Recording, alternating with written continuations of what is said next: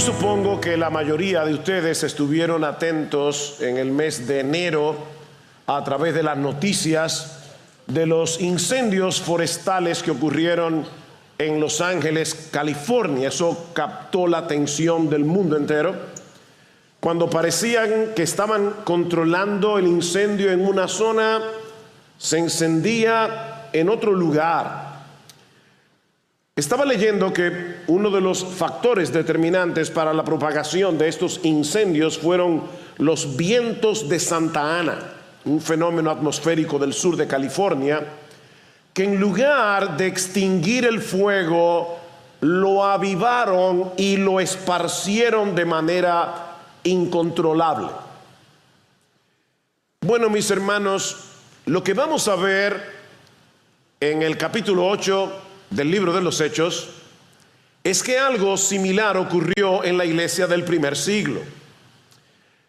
Hasta Hechos 8, los creyentes habían estado reuniéndose en Jerusalén, a pesar de que Jesús les había ordenado explícitamente, Hechos 1:8, llevar el evangelio hasta lo último de la tierra. Pero entonces Esteban fue asesinado, eso lo vimos en el capítulo anterior, y se levantó una ola de violencia contra los creyentes que obligó a muchos a salir huyendo. Así que parecía que el fuego del evangelio estaba a punto de ser sofocado por los vientos de la persecución. Pero mis hermanos, Dios tenía otros planes, como siempre. Como veremos en la mañana de hoy, continuando con nuestra serie expositiva en el libro de los Hechos. Y hay al menos 4 enseñanzas que nosotros podemos extraer de la narrativa de Lucas en todo este capítulo. La primera, la más obvia de todas, es que la persecución no frena el avance del evangelio, sino que lo impulsa. La persecución no frena el avance del evangelio, sino que lo esparce. Vamos a leer desde el capítulo anterior para poder tomar el contexto.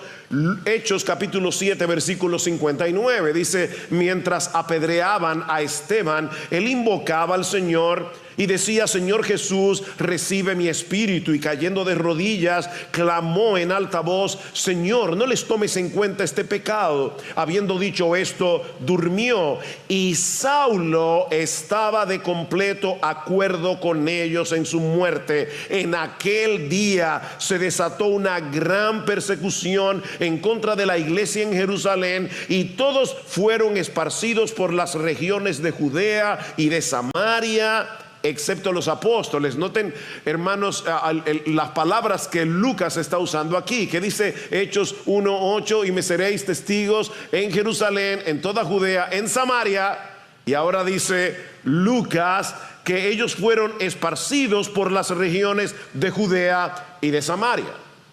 Ahora, el punto aquí, el personaje central de esta escena indudablemente es Saulo de Tarso. Para Saulo era muy evidente que el judaísmo y el cristianismo no podían coexistir. Si uno había de sobrevivir, el otro tenía que ser erradicado. Versículo 2: y algunos hombres piadosos sepultaron a Esteban y lloraron a gran voz por él. Pero Saulo hacía estragos en la iglesia, entrando de casa en casa y arrastrando a hombres y mujeres, los echaba en la cárcel. Esta palabra que nuestra versión de la Biblia traduce como hacer estragos es un término bastante fuerte. Se usaba en la antigüedad para describir a una bestia salvaje despedazando a su presa. Esa es la idea. Saulo no solo se oponía al cristianismo, lo atacaba con un odio ciego, con un odio devastador. Lucas va a decir en el capítulo 9, cuando veamos el domingo que viene, si el Señor lo permite, la conversión de este enemigo del evangelio, que Pablo o Saulo respiraba amenazas y muerte contra los discípulos. Imagínense a un toro rabioso que resopla furiosamente antes de atacar a su víctima. Ese era Saulo. El mismo Pablo va a decir en Gálatas capítulo 1 versículo 13 que su objetivo era destruir la iglesia. Su objetivo no era simplemente hacerle daño. De hecho, se va a repetir en el capítulo 9 otra vez. El objetivo de Pablo era destruir la iglesia. Ahora, lo que él no sabía es que estaba cumpliendo sin quererlo la profecía de Jesús en Juan capítulo 16. Os expulsarán de las sinagogas y aún viene la hora cuando cualquiera que os mate pensará que rinde servicio a Dios. Y harán esto porque no conocen al Padre ni a mí. Pablo creía que estaba sirviendo a Dios, en realidad estaba luchando contra él. La semana que viene vamos a ver cómo Pablo va camino a Damasco para seguir extendiendo la persecución, y se le aparece nada más y nada menos que el Señor de gloria y le dice: Saulo, Saulo, ¿por qué me persigues? Tú no estás sirviendo a Dios, tú me estás persiguiendo a mí. Ahora, hermanos, ¿por qué es que las personas religiosas, las personas más religiosas, tienden a ser las que se oponen al evangelio con mayor rabia? ¿Por qué sucede eso? Bueno, porque el evangelio atenta contra su orgullo religioso. Para el hombre religioso, la gracia no es un bálsamo, es un insulto. Y cuando hablamos de gracia, aquí estamos hablando de esa actitud que tiene Dios de favorecer al que merece ser condenado. Yo soy culpable por causa de mis pecados, merezco la condenación, pero Dios en su gracia es movido a darme no solamente lo que no merezco, sino lo contrario de lo que merezco. Eso es gracia. Lo que estamos diciendo es que para una persona religiosa que está tratando de ganarse su salvación a través de su decencia, de su moral, de sus buenas obras, de sus ritos religiosos, la gracia no es un bálsamo, la gracia es un insulto. La gracia es un golpe a su autosuficiencia, es una afrenta a su sentido de justicia propia. La gracia nos confronta con la realidad. Óyeme bien, mi amigo, la gracia de Dios, esa buena disposición de Dios, increíblemente nos confronta con la realidad de que nuestros mejores esfuerzos no son suficientes. Nuestras obras de justicia son como un trapo de inmundicia delante de Dios. Nuestra única esperanza, mi amigo, escucha bien, nuestra única esperanza está fuera de nosotros mismos. Nuestra esperanza, como cantábamos hace un momento, está en Jesús. Así que cuando Saulo escuchaba a Esteban predicar, pónganse en la mente de Pablo por un momento. Cuando Pablo escuchaba a Esteban predicar que Jesús es el cumplimiento de la ley, que el templo ya no era el centro de la presencia misma de Dios, sino Jesús, se encendió en ira. Todo el sistema religioso en el que basaba su identidad estaba siendo derribado. Pero en lugar de sofocar el evangelio, la persecución de Saulo lo puso en movimiento. Versículo 4. Así que los que habían sido esparcidos, esta palabra es interesante, no es la palabra griega que normalmente se usa para hablar de un exilio, es la palabra diáspora, que significa esparcir la semilla como el que va a sembrar en un campo. Y Lucas dice, los que habían sido esparcidos iban predicando la palabra. Iban predicando la palabra. Decía Everett Harrison, aquellos cristianos eran más misioneros que refugiados. Eran semillas que estaban esparciendo la palabra de Dios. No iban por el camino lamentando, iban predicando. Y de hecho lo que dice el texto literalmente es, iban evangelizando la palabra. Evangelizando la palabra. Ahora, por favor, pónganse en lugar de estos hombres, en lugar de estas mujeres. Acaban de salir de Jerusalén, estaban huyendo por culpa de la persecución, con niños, sin ninguna posesión, no sabían lo que iba a ser de ellos. Pero mis hermanos miembros de Iglesia Bíblica del Señor Jesucristo, para estos primeros cristianos, el compartir el Evangelio, esparcir el Evangelio, era algo tan importante, que era más importante que su comodidad, era más importante que sus propias vidas. Ellos no iban por el camino llorando, no iban lamentando, iban predicando, esparciendo la semilla del Evangelio. Así que lo que Pablo creyó que iba a ser un golpe mortal para la iglesia fue el motor que puso en marcha la gran comisión. Más adelante en Hechos capítulo 11, y yo puedo imaginarme a Lucas, que conocía bien a Pablo cuando escribió este libro. Ya Pablo estaba convertido y él sabía todo lo que Pablo había hecho. Yo imagino a Lucas cuando estaba escribiendo Hechos capítulo 11 versículo 19. Dice así, ahora Hechos 11, 19 conecta otra vez con esta historia y dice: ahora bien, los que habían sido esparcidos a causa de la persecución que sobrevino cuando la muerte de Esteban, llegaron hasta Fenicia, Chipre y Antioquía, no hablando la palabra a nadie sino solo a los judíos. Pero había algunos de ellos, hombres de Chipre y de Cirene, los cuales al llegar a Antioquía hablaron también a los griegos, predicando al Señor Jesús. ¿Y saben qué pasó? Una gran multitud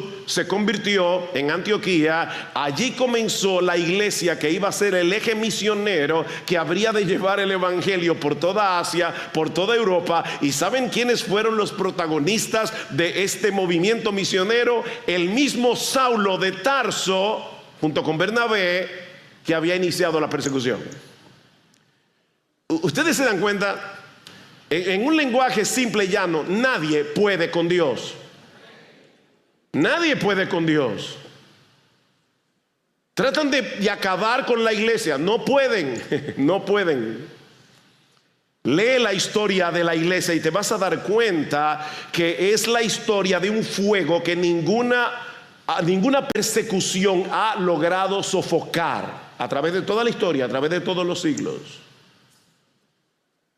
Pastores que están aquí por el intensivo pastoral y miembros de IBCJ, no les teman al avance del secularismo, no les teman a las agendas de esos organismos internacionales que están tratando de frenar el avance del evangelio, porque no podrán hacerlo. Jesucristo dijo: yo edificaré mi iglesia y las puertas del Hades no prevalecerán contra ella. No podrán. Debemos orar porque Dios detenga esa agenda, eso sí, pero no vivan con temor. No vivan con temor. Esos vientos de persecución no frenan el evangelio, encienden más la llama de la fe. ¿Recuerdan aquellos más viejitos cuando había fuego en las casas, que se cocinaba con fogón? ¿Qué había que hacer? Eso es lo que hace la persecución: enciende el fogón, el fuego de la fe. Pero vemos también en este relato de Lucas, en Hechos 8, en segundo lugar, que el evangelio no solo traspasa las barreras geográficas, sino también los prejuicios, las barreras culturales y religiosas. Vean el capítulo 8, versículo 5. Felipe, descendiendo a la ciudad de Samaria, les predicaba a Cristo. Ahora, para nosotros hoy es muy difícil captar la magnitud de lo que implica esta declaración de Lucas, porque no entendemos del todo lo que Samaria representaba para los judíos en aquel tiempo. Los samaritanos no eran simplemente unos vecinos incómodos. Para los judíos, los samaritanos representaban la peor raza de la humanidad. Piénsenlo así: Hitler y los judíos. Bueno, aquí son los judíos y los samaritanos. La peor raza. Los seres más despreciables del planeta eran los samaritanos. El deterioro de esta relación entre samaritanos y judíos comenzó con la división de los dos reinos. Si han leído sus Biblias en el Antiguo Testamento, en el tiempo de Roboam, el hijo de Salomón, Israel se dividió, las 12 tribus, en dos reinos: el reino del sur, Judá y Benjamín, y el reino del norte, el resto de las 10 tribus. En el año 721 ya ahí los samaritanos comenzaron a diseñar su propio culto religioso a Dios, supuestamente. En el año 721 los asirios conquistaron el reino del norte, es decir, esas 10 tribus. ¿Y qué pasó? Bueno, que repoblaron la región con extranjeros que se mezclaron con los judíos, dando origen a una raza mixta, mezclada. Eran ni completamente israelitas ni completamente gentiles, ni una cosa ni la otra. En pocas palabras, para los judíos del tiempo de Jesús, los samaritanos eran lo peor de lo peor. Una raza dañada. De hecho, yo no sé si ustedes recuerdan, pero en una ocasión Jesús va camino a Jerusalén y la forma más fácil de llegar era a través de los samaritanos, a través de Samaria. Así que le piden permiso para pasar por Samaria, y cuando se dieron cuenta que iban camino a Jerusalén, los samaritanos les impidieron el paso.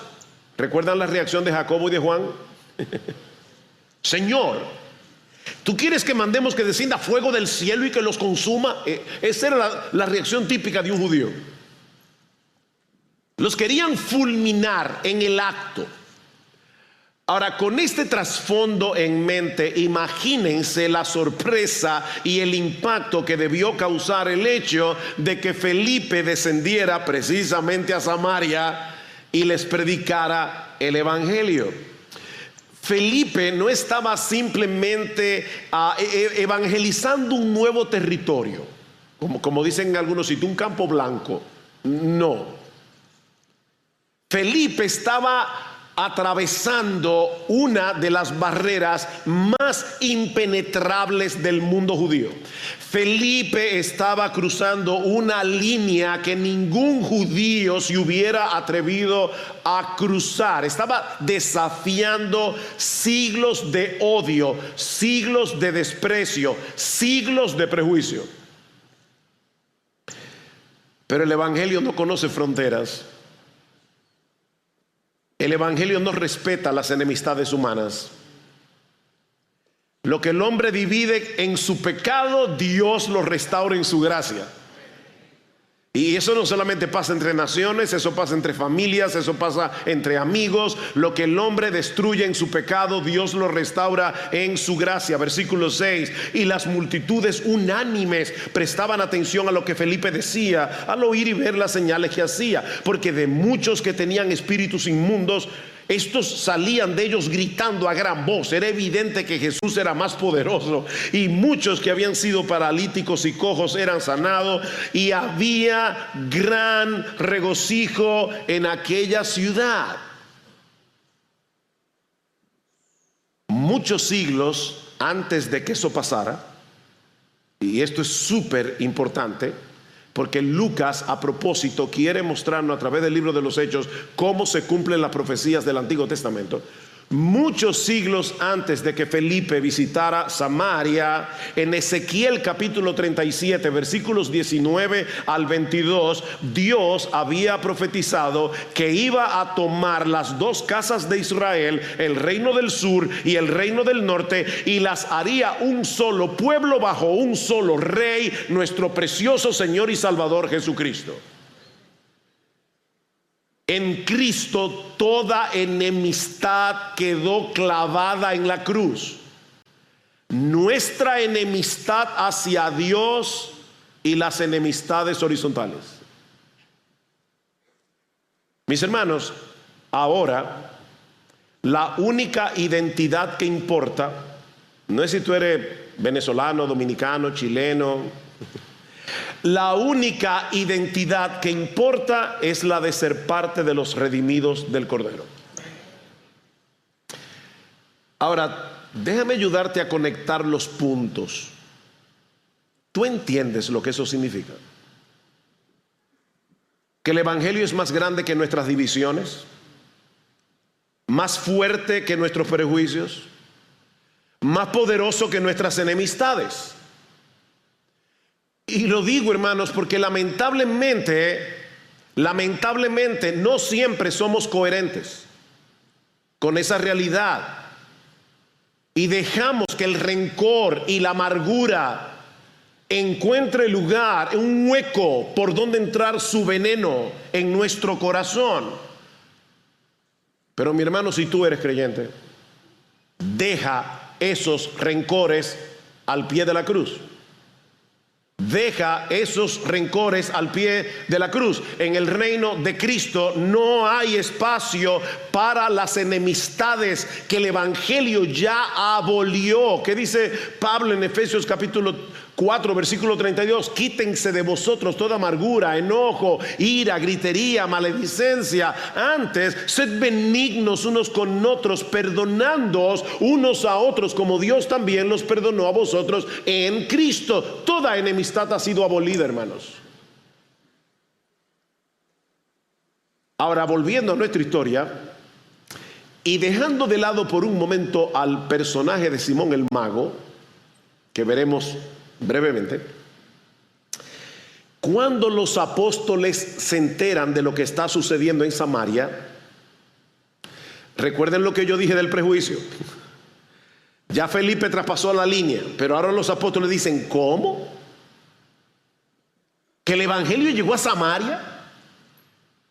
Envían a Pedro y a Juan para validar esta nueva expansión del evangelio. Hechos versículo 14: cuando los apóstoles que estaban en Jerusalén oyeron que Samaria había recibido la palabra de Dios, les enviaron a Pedro y a Juan, quienes descendieron y oraron por ellos para que recibieran al Espíritu Santo, pues todavía no había descendido sobre ninguno de ellos, solo habían sido bautizados en el nombre del Señor Jesús. Entonces les imponían las manos y recibían al Espíritu Santo. Ahora, ¿por qué me estoy riendo? Porque leyendo el texto no puedo dejar de pensar que el mismo Juan, que quería orarle a Dios para que descendiera fuego del cielo y consumiera a los samaritanos, fue al apóstol que decidieron enviar a Samaria.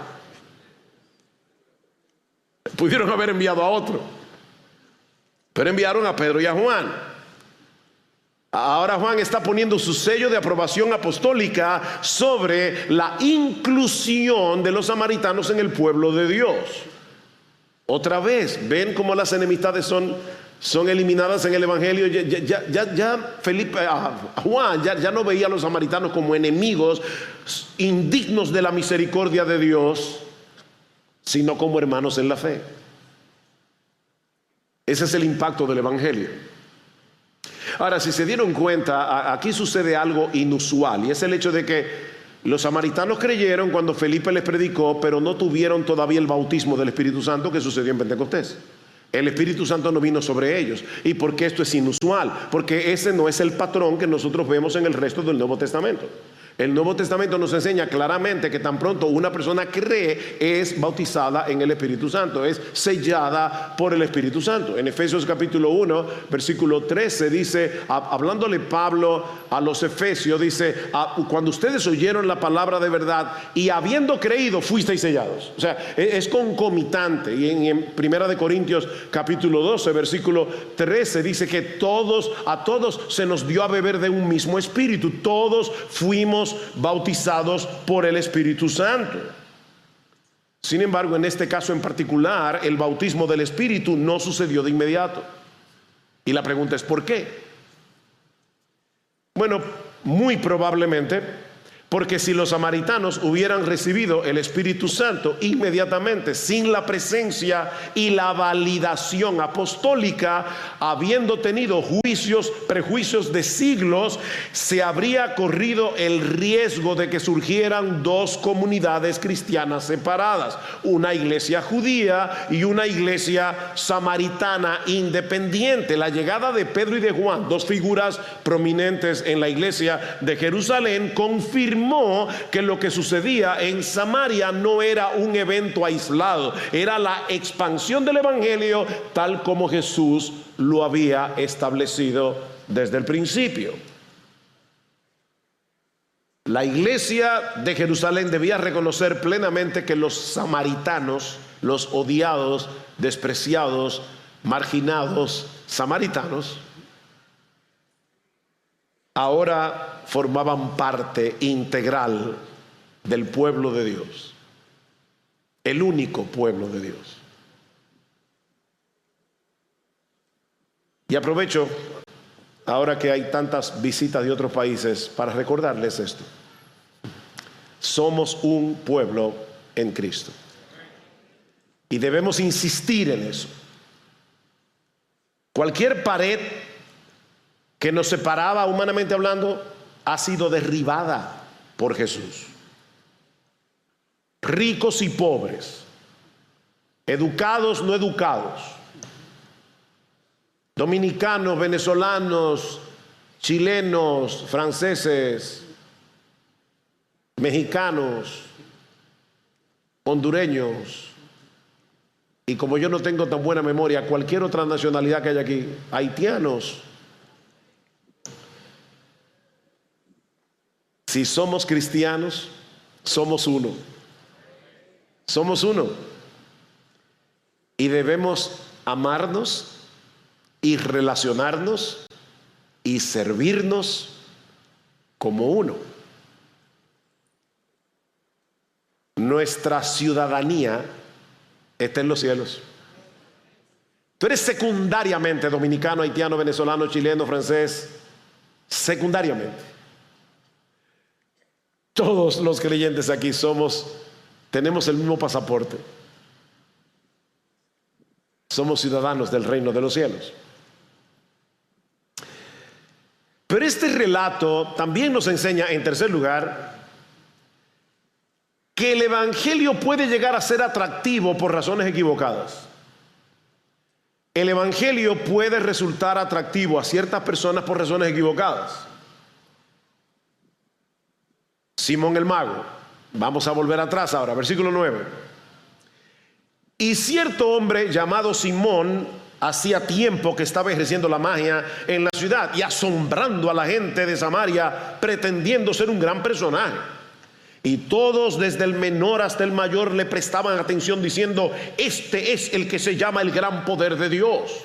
Le prestaban atención porque por mucho tiempo los había asombrado con sus artes mágicas. Noten las veces que Lucas menciona la palabra asombrado. Esta es una palabra importante aquí: asombrado, asombrados.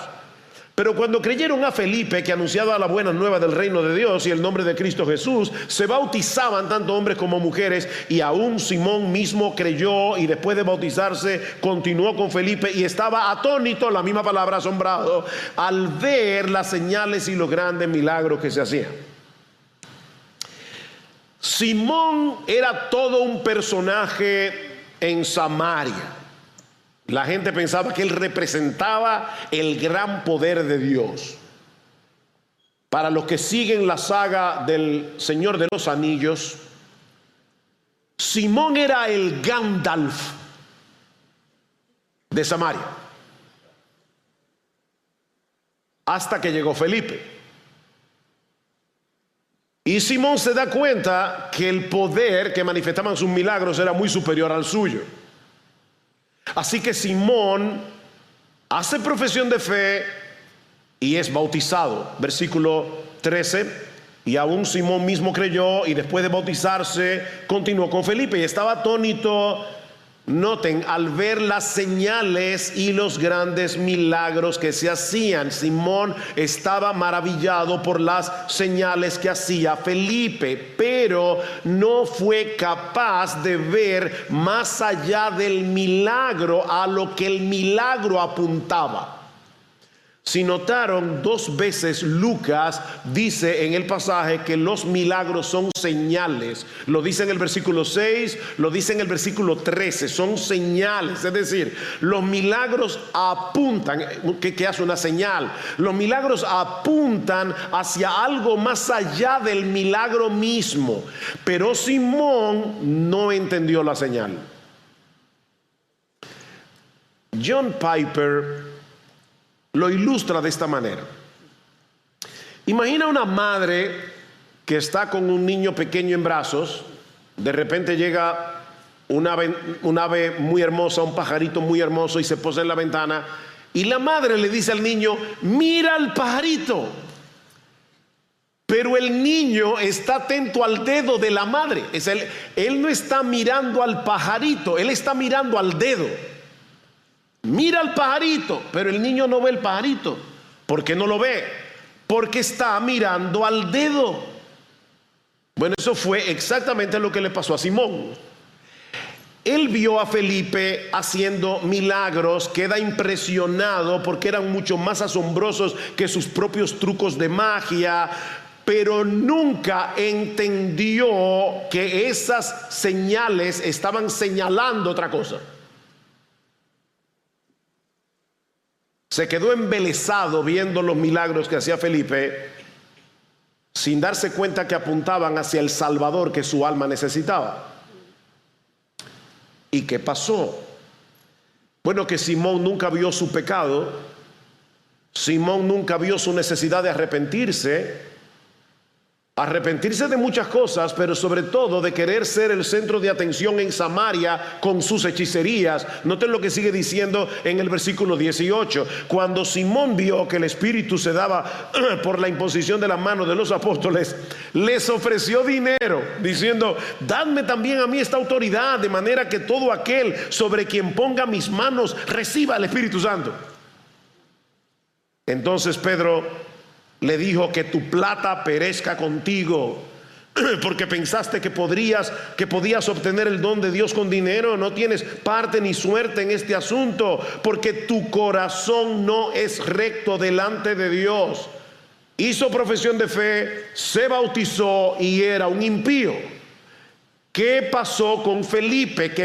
Con Simón el mago, que no se arrepintió. Tú puedes estar encantado con el Evangelio, tú puedes oír el Evangelio con alegría y qué bueno, me encanta ir a la iglesia, me encanta oír el mensaje. Pero óyeme, si tú no te arrepientes de tu pecado, de todos tus pecados, no importa que hagas profesión de fe, no importa que a los pastores se nos pase por alto tu testimonio y sea bautizado, eres un impío, bautizado, camino al infierno. ¿Qué le dice Pedro? Por tanto, arrepiéntete. Ven, ese fue el enlace que faltó aquí. Por tanto, arrepiéntete de esta tu maldad y ruega al Señor que, si es posible, se te perdone el intento de tu corazón, porque veo que estás en hiel de amargura y en cadena de iniquidad. Pero Simón respondió y dijo: rogad vosotros al Señor por mí, para que no me sobrevenga nada de lo que habéis dicho.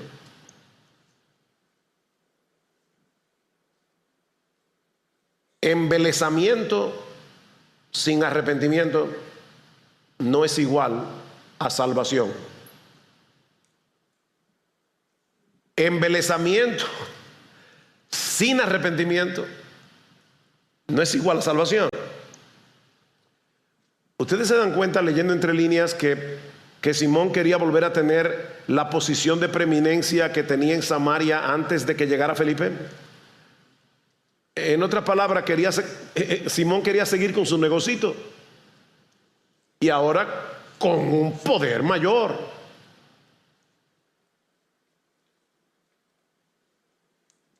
Como dice John Piper, el problema con Simón no era solo su fascinación por lo sobrenatural, sino que su fe estaba puesta en el poder invisible de los milagros, no en Cristo y la belleza incomparable de su gracia. Necesito que te repita eso otra vez. Tú puedes tener fe mal puesta. Déjame decirte, mi amigo, lo que salva no es la fe. La fe no salva a nadie. Hay personas que dicen: la fe mueve montañas. No, la fe no mueve nada. La fe no salva a nadie. Es Cristo el que salva por medio de la fe. El poder y la salvación están en Jesús. El problema de Simón, como bien señala Piper, es que estaba fascinado con lo sobrenatural. Ahí estaba su fe. Hay personas, a veces yo las evangelizo y me dicen, yo creo que Dios todo lo puede. Bueno, déjame decirte, tú puedes creer que Dios todo lo puede y eso no te va a salvar. Tú tienes que ver a Cristo y su gloria, más precioso que tu pecado. Arrepentirte de tu pecado y confiar en Jesús. De lo contrario, no te vas a salvar. No hay salvación.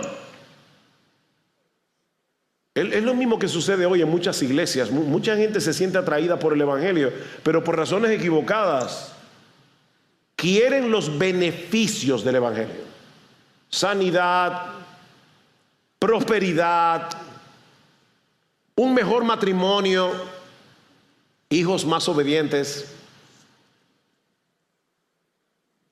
pero no se rinden de todo corazón al Señor que el evangelio proclama. Se emocionan con la música, con la comunidad que perciben en la iglesia. Me encanta cómo se llevan los hermanos en la iglesia, pero nunca ven la gravedad de su pecado, nunca ven su necesidad de un Salvador. Como Simón, están fascinados con la señal, pero se están quedando en el dedo, no están mirando la realidad a la que esa señal apunta: la gloria y el poder salvador de nuestro gran Dios y Salvador Jesucristo. Y hasta que tú no veas esa gloria, no serás salvo.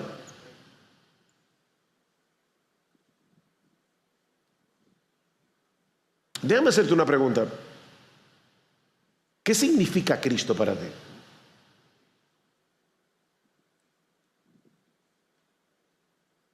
¿Es Él tu verdadero tesoro?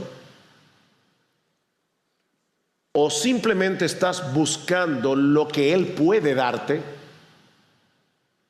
En términos de beneficios terrenales, obviamente. Porque déjame decirte algo, mi amigo, con todo mi amor. El evangelio no es un medio para conseguir otra cosa. El evangelio es Cristo. Él es la buena noticia del evangelio. El evangelio es Cristo.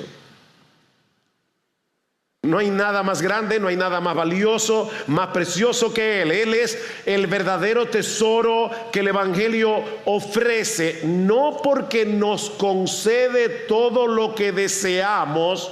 Escucha bien. No porque Jesús nos concede todo lo que deseamos, sino porque Él contiene en sí mismo, en su persona, todo lo que necesitamos. Él es la perla del gran precio, por la que vale la pena perderlo todo. Todo. Mi amigo, tú necesitas a Jesús, pero no como un proveedor todopoderoso.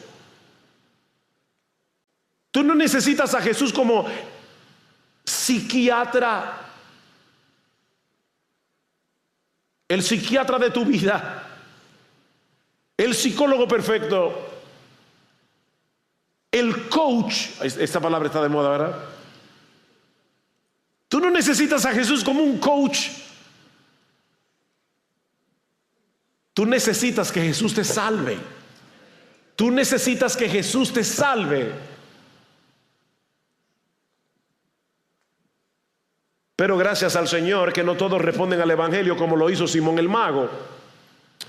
Por la gracia de Dios, muchos reconocen a Cristo como el tesoro incomparable que satisface por completo el alma. Y fue con esta certeza que los apóstoles continuaron predicando el evangelio en Samaria. Noten el versículo 25. Y ellos, Juan, Pedro, después de haber testificado solemnemente y hablando la palabra del Señor, iniciaron el regreso a Jerusalén. Pero noten cómo su mente había cambiado, anunciando el evangelio en muchas aldeas de los samaritanos. Ellos no se desanimaron por la falsa profesión de Simón. Siguieron confiando en el poder omnipotente del Evangelio. Mi hermano, no te desanimes por aquellos que rechazan tu predicación. No te desanimes por aquellas personas que tú trajiste a la iglesia y al tiempo apostataron de la fe y se fueron al mundo otra vez. No te desanimes. Sigue predicando la palabra, dejando los resultados en las manos del Señor. Y Él hará con tu predicación lo que Él se ha propuesto hacer. Pero hay un episodio más en este relato que nos enseña, en cuarto y último lugar, que el avance del Evangelio sigue la agenda del Espíritu, no la nuestra. El avance del Evangelio sigue la agenda del Espíritu Santo, no la nuestra. Versículo 26. Un ángel del Señor habló a Felipe diciendo: levántate y ve hacia el sur al camino que desciende de Jerusalén a Gaza. Y Lucas, para que por si acaso no lo sabíamos, dice: este es un camino desierto. Miren, si alguien hubiera diseñado una estrategia misionera para expandir el Evangelio, seguramente habría enviado a Felipe a otro sitio, a otro lugar. Felipe había demostrado ser muy eficiente predicándole el Evangelio a multitudes, pero ahora el Espíritu lo está guiando hacia un camino desierto, para colmo peligroso, para predicarle a un solo hombre, a un solo hombre. Miren, ningún judío transitaba por esa ruta. Aparte de ser un camino desierto, como dice el mismo Lucas, Gaza era una ciudad filistea. Y Filistea era siempre, a través de la historia, uno de los enemigos más feroces de Israel. Pero el ángel le dijo a Felipe que se dirigiera a ese lugar. Y lo interesante es que no le da ninguna información adicional. Vete al camino de Gaza. ¿Y hacer qué ahí? Ahí no hay nadie. Porque yo te lo ordeno. ¿Y saben qué hizo Felipe? Obedeció. ¿Cuál fue la razón de este mandato tan extraño? Porque, hermanos, déjenme aprovechar esto para decir una nota. La obediencia a Dios no requiere que Él nos explique lo que Él está haciendo, o cuál será el resultado. No, Él ordena, nosotros obedecemos, aunque la orden nos parezca absurda. A ti te parece absurda, a mí me parece absurda, pero Dios tiene un plan. ¿Cuál fue el propósito? Versículo 27. Él se levantó y fue, y he aquí había un eunuco etíope, alto oficial de Candace. Candace era la reina madre de los reyes etíopes, que por cierto no era Etiopía, la Etiopía actual es el actual Sudán, y le llamaban Candace porque los reyes nadie lo veía. Entonces la madre, a la que le decían Candace como un título, era la que daba la cara. Así que este etíope era alto oficial de Candace, reina de los etíopes, el cual estaba encargado de todos sus tesoros y había venido a Jerusalén para adorar. Regresaba sentado en su carruaje y leía el profeta Isaías, y el Espíritu le dijo a Felipe: ve y júntate a ese carro. Felipe debía ir a ese lugar para poder predicarle el Evangelio a un eunuco etíope. Y aquí es donde la estrategia de Dios se pone más interesante y más sorprendente. Para la gente de ese tiempo, Etiopía, lo que Lucas le llama Etiopía, se encontraba en el fin del mundo. O sea, para la cultura grecorromana, los etíopes eran un imperio que se encontraba ya más allá de la civilización. Era el fin del mundo. Y aunque este hombre era un funcionario de la corte, Lucas nos dice explícitamente era un eunuco. ¿Y por qué decir eso? Porque según la ley mosaica, debido a su condición de eunuco, él no podía entrar en el templo de Jerusalén. No puedo ahora por el tiempo citar los textos: Levítico 21, 18 al 21, Deuteronomio capítulo 23, versículo 1, pero no voy a entrar en eso ahora.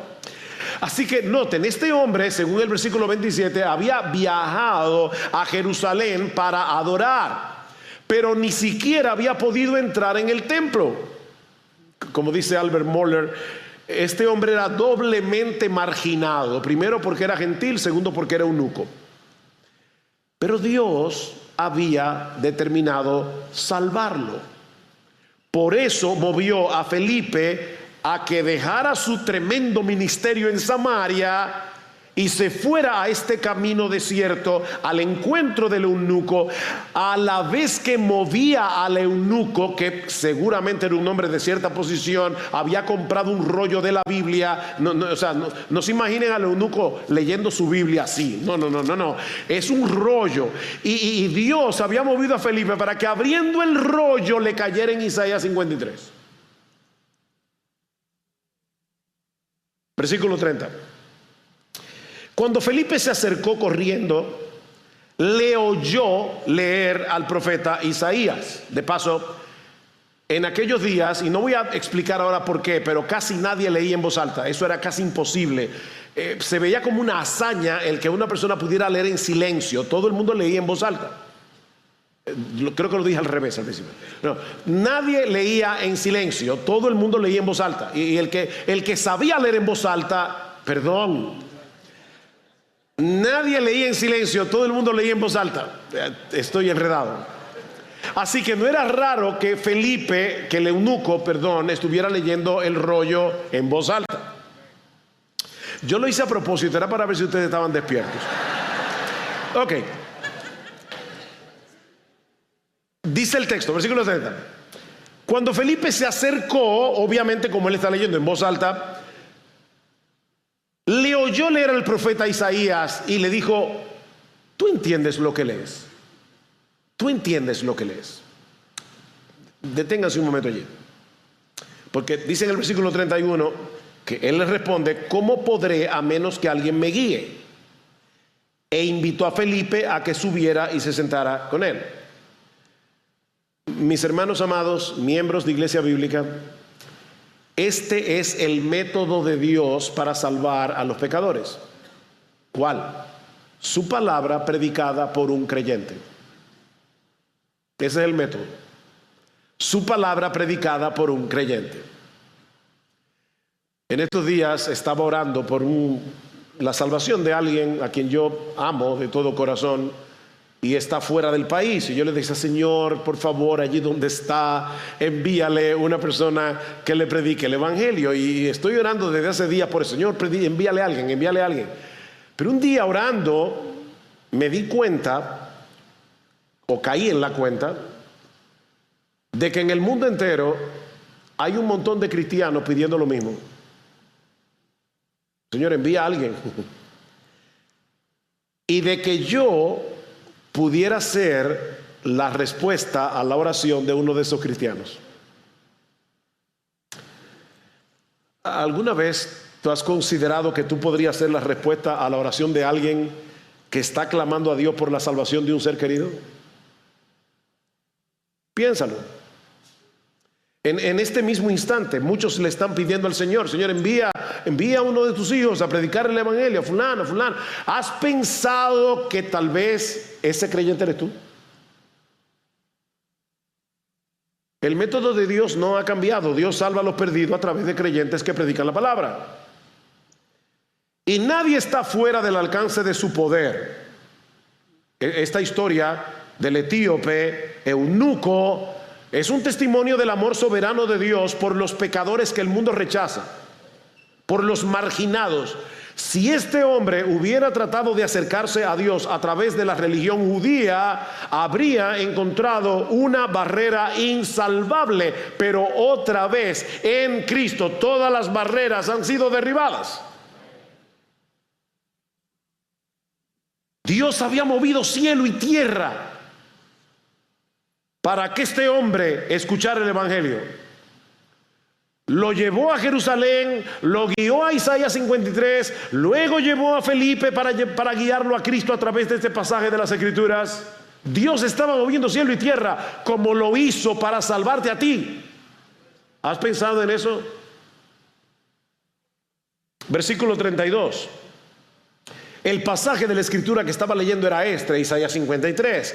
Como oveja fue llevado al matadero, y como cordero mudo delante del que lo trasquila no abre su boca. En su humillación no se le hizo justicia. ¿Quién contará su generación? Porque su vida es quitada de la tierra. El eunuco respondió a Felipe y dijo: te ruego que me digas, ¿de quién dice esto el profeta? ¿De sí mismo o de algún otro? Entonces Felipe abrió su boca, y comenzando desde esta escritura le anunció el evangelio de Jesús. No sabemos qué fue lo que Felipe le dijo al eunuco, pero podemos imaginarlo. 700 años antes del nacimiento de Jesús, Isaías había descrito con lujos de detalles los hechos y el significado de la cruz. Durante siglos los judíos estuvieron llevando corderos al templo para ser sacrificado, pero a Isaías se le reveló que todos esos animales apuntaban hacia el verdadero sacrificio, el Cordero de Dios que quita el pecado del mundo. Jesucristo llevó por nosotros en la cruz el peso de nuestra culpa. Dice Isaías 53: mas él herido fue por nuestras rebeliones, molido por nuestros pecados. El castigo de nuestra paz fue sobre él, y por su llaga fuimos nosotros curados. Él recibió el castigo que nosotros merecíamos, para que ahora nosotros recibamos la paz de Dios y la paz con Dios, el shalom de Dios. Fuimos reconciliados porque Cristo pagó el precio. Ese es el mensaje que Dios usa para salvar a los pecadores. Este etíope no solo creyó en Jesús, sino que de inmediato manifestó frutos de salvación. Versículo 36. Yendo por el camino llegaron a un lugar donde había agua, y el eunuco dijo: mira, agua, ¿qué impide que yo sea bautizado? Y Felipe dijo: si crees con todo tu corazón, puedes. Y respondió él y dijo: creo que Jesucristo es el Hijo de Dios. Y mandó parar el carruaje. Ambos descendieron al agua, Felipe, el eunuco, y lo bautizó. De paso, es evidente que el bautismo que practicó Felipe no fue un chorrito de agua en la cabeza, porque ustedes pueden estar seguros que en ese viaje tan largo el eunuco llevaba agua en su carruaje para beber, y Felipe no le echó de esa agua. Tuvieron que llegar a un agua a la que descendieron, y fue bautizado. Ahora, el libro de Isaías no dice nada acerca del bautismo, así que debemos suponer que Felipe le explicó al eunuco que todo creyente debía manifestar su identificación y su lealtad con Cristo a través del bautismo. Así que tan pronto encontraron agua, este hombre quiso obedecer y pidió ser bautizado. Esa es la marca de un verdadero creyente, ¿no? Su deseo de obedecer. Ahora, escuchen esto. Curiosamente, ¿dónde está el eunuco? Isaías 53. Curiosamente, solo 3 capítulos más adelante, en el libro de Isaías, Isaías 56, Dios dice, Dios profetiza a través de Isaías que los extranjeros y los eunucos serían atraídos hacia él. Y escuchen esto: yo les daré lugar en mi casa y dentro de mis muros, y un nombre mejor que el de hijos e hijas, nombre perpetuo le daré, que nunca perecerá. Aquí en este momento se está cumpliendo otra profecía del Antiguo Testamento. Hace unos domingos, cuando estudiamos Hechos 6 y 7, vimos que Jesucristo es el verdadero templo, que Jesucristo es el lugar definitivo de encuentro entre el hombre y Dios, y nadie que venga a él en arrepentimiento y fe será rechazado. Así que este hombre que hasta ahora había sido doblemente marginado, este hombre que no podía entrar al templo en Jerusalén, ahora era parte del templo mismo, en su unión con Jesús. Eso explica su gozo. Dice: al salir ellos del agua, obviamente estaban adentro, Al salir ellos del agua, el Espíritu del Señor arrebató a Felipe. No sabemos exactamente qué fue lo que pasó, un milagro, no lo sé. Y no lo vio más el eunuco, que continuó su camino gozoso. Mas Felipe se encontró en Azoto, y por donde pasaba anunciaba el evangelio en todas las ciudades hasta que llegó a Cesarea. Luego vamos a encontrar que Felipe se radica en Cesarea, donde se casa, tiene hijas, pero eso lo veremos después. Ahora, ¿notaron que el eunuco tuvo la misma reacción de los samaritanos? Gozo. En el versículo 6 dice que los samaritanos se gozaron. En el versículo 8, perdón, en el versículo 39 dice que él siguió su camino gozoso. El evangelio produce gozo. El gozo de saber que todos nuestros pecados han sido perdonados. Todos nuestros presentes, pasados, futuros, todos nuestros pecados han sido arrojados en el fondo del mar. El gozo de saber que hemos sido adoptados en la familia de Dios, que tenemos la promesa segura, ciertísima de la vida eterna en su presencia. Este eunuco regresó a su tierra con un gozo incontenible. De hecho, dicen los historiadores que este hombre fue el primer misionero en llevar el evangelio a Etiopía. Piensen en esto. Todo eso ocurrió porque Saulo inició una persecución y porque Felipe obedeció el mandato del Señor de dirigirse a un camino desierto para predicarle a un hombre. Lo que parecía una serie de eventos desconectados en Hechos 8 era en realidad la soberana orquestación de Dios para llevar la salvación hasta lo último de la tierra. Mis hermanos, a Dios le interesa la salvación de un alma, lo mismo que la salvación de multitudes, porque una sola alma, dice Jesús, vale más que el mundo entero. Mateo 16:26, una sola alma. Óyeme, si tú tienes que pasarte la vida entera predicando el evangelio para que una sola alma venga a Cristo, valió la pena. Porque una sola alma vale más que el mundo entero. A veces pensamos, el evangelio está avanzando porque miles se están convirtiendo. No, Dios no lo ve así. Dios ve con igual valor que una sola persona sea rescatada por su gracia.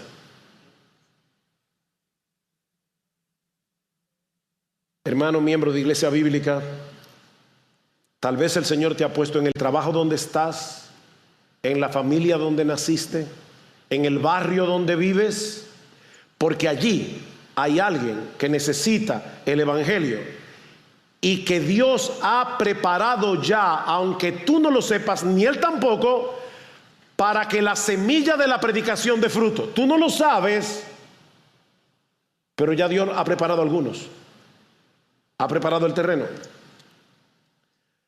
Mira, la persona que tú menos te imaginas puede ser el próximo instrumento en las manos de Dios para impactar a muchos, y eso lo veremos en el capítulo 9 con la salvación de Saulo. ¿Quién iba a pensar que Saulo iba a ser el apóstol Pablo en Hechos 8?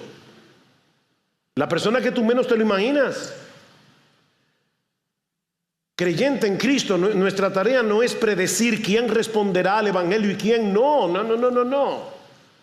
Nuestra tarea es predicar con fidelidad, sembrar con diligencia y confiar en el Dios que salva por medio del evangelio. Él es el Señor de la mies, nosotros solo somos sus siervos. Oh, que el Señor nos conceda no perder nunca de vista la misión que nos ha sido encomendada.